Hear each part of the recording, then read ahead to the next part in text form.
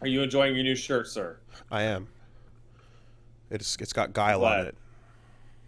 But yeah, no, it's been a relatively relatively simple week. Mm-hmm. I mean, I'm going through Prey again. I'm still going through Witcher. Nothing jump out at anyone for newness.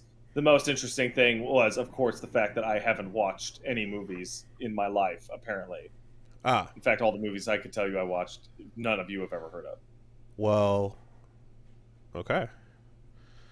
Um, If you want to see a bunch of shit this week, uh, go down to twitch.tv/Pat Stares at. The only weirdly time stream this week is the Dead by Daylight one, which will be at 9 in the morning Pacific. Wesker's coming out tomorrow, so I have to do that. It's mandatory. But I'm doing it at early in the morning so that if someone wants to stream in the evening, they absolutely can. okay. Um, Over on this side Really short right now. of the nation, funny you mention, you checked out Prey. I checked out Prey as well. Which Prey? Prey the movie. Man, the disambiguation page on that thing must be the worst. Just the worst. Video game, movie, anything else? Video game, movie. Okay. So when I'm streaming Prey, I'm literally putting in the title Prey 2017 instead of Prey 2008. I see. Okay. And definitely not watching the movie Prey 2022. Yeah, bracket year.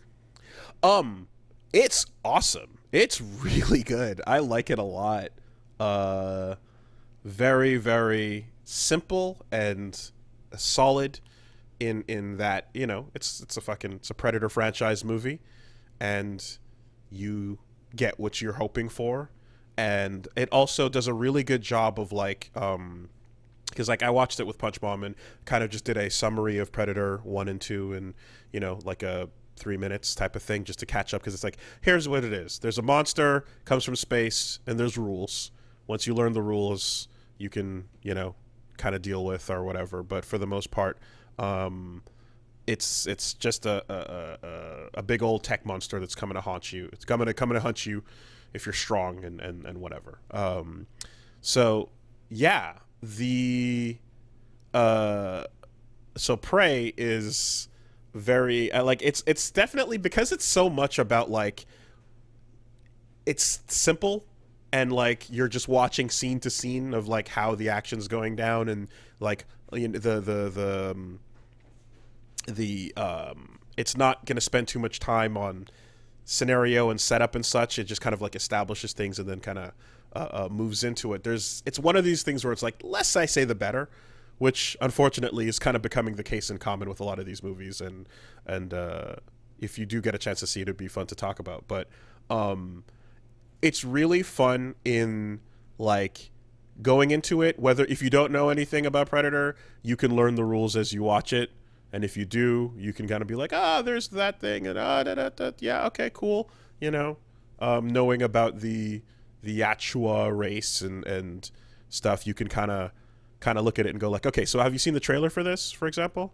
I have, yes. Okay, so you're looking at it, it's like okay, this is set in a very long time ago, and 15 1760 something. It's way back. way back when, and you're like, okay, so like, what are they dealing with, and how are they going to deal with it and such, and it's knowing that like something that you kind of get from the future, knowing that you get something from the future parts of the franchise, is that like the more tech and armor a Predator has, the more advanced it is, the more it's done, the more it's Right. accomplished. So like, even though you're going far back in time, if this is a very basic early nearly naked Predator showing up, like that's your only real shot at it versus anything else that would come along and be fully Well, kitted out. I mean, if you're going by a Predator movie logic, so I haven't seen the new one, but I have seen most of the others. By most Predator movie logic, the most consistently way to kill your hyper advanced super alien is to throw a big tree at it or hit it with a big rock rather than shoot it with your gun or If you stab it with your sword. Yes, well, if you can break all of its gear and get it down to, brass tacks and have a good old slobber knocker battle with it, then Just drop a big old tree on it. um but that doesn't always work and such. So anyway, yeah, it's a pretty solid setup that again like doesn't you don't have to wait you don't waste too much time on how and where it fits in and such. But I don't want to spoil anything, but I recommend it. It's pretty good, and it's a very different vibe. I'll say this: it's a very different vibe from, say, Predators, which was like about a ragtag group trying to survive, which is kind of like Aliens, for example. It's about your single survivor Cherokee lady trying to make it with her and her dog, and you know what? That's a good dog. I bet. Dog puts in work. I'm trying to think. There haven't been most of the others, if not all of the others, didn't have any not Cherokee, Comanche. My bad. Wrong tribe. didn't have no dogs attacking the predator. I don't know, but I can think of one. Now let me ask you a question, Wooly. Now, when the Predator went down to hunt the Comanche back in 1715, was it looking for new sources of delicious autism to harvest? I don't understand. What? I love that you don't understand. So Shane Black, when he wrote the new Predators movie that took place in the modern times, he retconned it so that the Predators were in fact hunting humans to search for the autism because that's the next stage in human evolution. That's canon. You can't undo it. I Oh yeah, no, type it in. Type it in. I swear to God.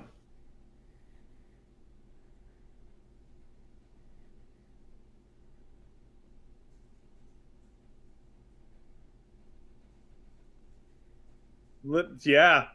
Yeah. Look it up. All right. Yeah. Are you Yeah, talking about? Are you talking about the Predator? Or are you talking about Predators? I'm talking about the Predator. The Predator. Okay. The Predator. I didn't see the Predator. No. Yeah, me either. Looks like we dodged that one. Wow. Okay. Yeah. Boy. I was super confused by what the fuck you were talking about for a second there, but Yeah, I bet everyone in the movie theater was confused too when that plot point came up.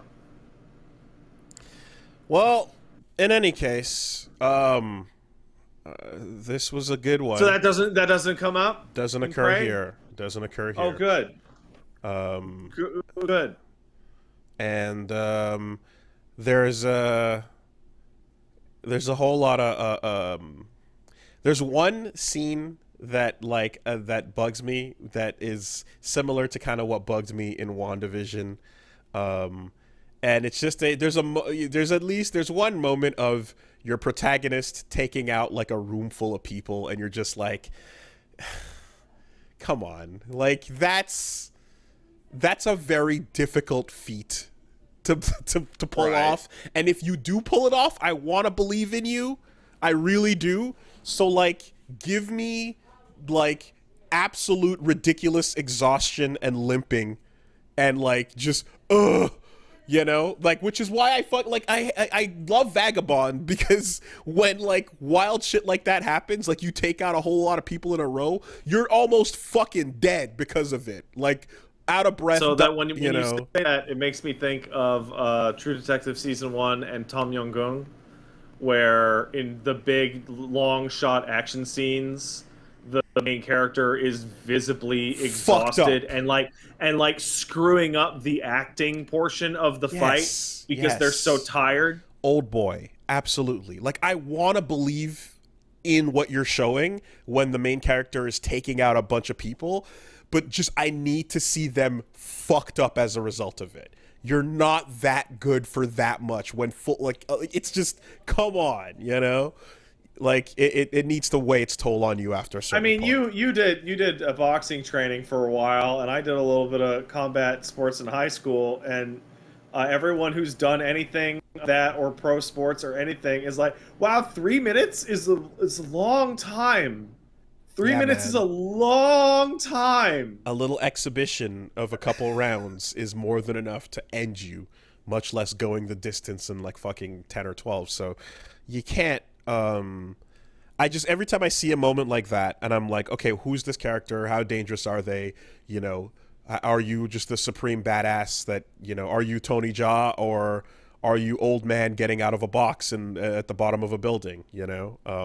And in this case, you're kind of like, yeah, okay, you have the ability to do this, but it should take everything out of you, you know. But whatever, it's a minor little, just you have to buy into it as you're You watching know, the it's movie. it's it's funny, Um, and it's a minor aside that I just want to go into for a second. Since I'm playing through Witcher One, it is one of those things that really stands out about the protagonist of those games, and that Geralt doesn't want to be in his own game and is resentful of the quest that he has to do throughout the game, and is just kind of done with it on almost every level, like almost Professor Layton level of, oh, hey, you need to get me this. He's like, yeah, okay, sure, I'll go, fine, fuck it. Like, good it's one of my energy. favorite elements that your protagonist can have, which is that they Done. don't want to do it at all. The call to adventure hits them, and they go, no. Absolutely done. Yeah, Castlevania season 1. Yeah, Maximum reluctance to save the day. Yeah, absolutely. I don't want to do it. Um, yeah. So, um, I mean, yeah, I feel like some of that, like, so that's sort of like I guess like in that type of attitude, which is also like there's like the sarcasm of like Spider-Man and shit like that you know is like a fun thing to see when you're reading it as a comic and stuff. It was also what was kind of initially uh enjoyable about the like let's say Firefly Whedon style dialogue and then into MCU style stuff, but then when you fast Mhm. forward 20 years it's like, okay, it doesn't have the same effect it used to anymore because So I'm doing this now. it's no longer, oh my god, is this I'm really flying happening? around. Oh my I god! And can I'm use talking to a freaking cub. magic. Oh wow, that's crazy.